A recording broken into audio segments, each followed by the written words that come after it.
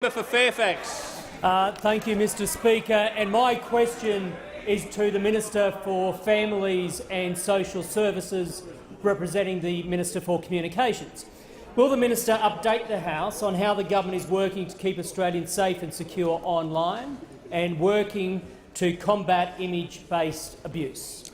The Minister for Families and Social Services, representing the Minister for Communications. Well, look, I do thank the member for Fairfax, who has a strong interest in keeping Australians safe online, and this has been a priority of this government since we came to government. We have a strong track record in online safety. We've made it a priority because we are committed to keeping Australians safe online as well as in every other environment. When we came to government, Mr Speaker, shortly after that, we established the E-Safety Commissioner. That's keeping kids safer online. It's keeping older Australians safer online.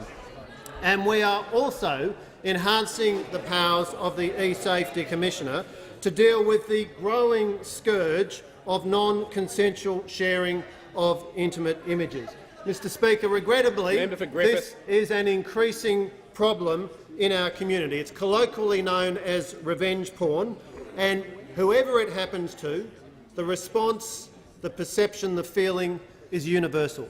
If you are a victim, what you want is for those images to be taken down as quickly as possible. What you want is swift action.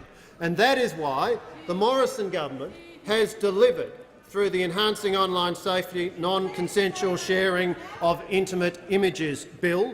This marks a very important step in providing greater safety for Australians who find themselves victim of the non-consensual sharing of intimate images, because the E-Safety Commissioner will have the power to work with social media platforms to have offending images removed, and now has the discretion to action a range of enforcement mechanisms, to investigate complaints, to issue infringement notices, to accept enforcement undertakings or to seek injunctions. Let me be very clear, Mr Speaker.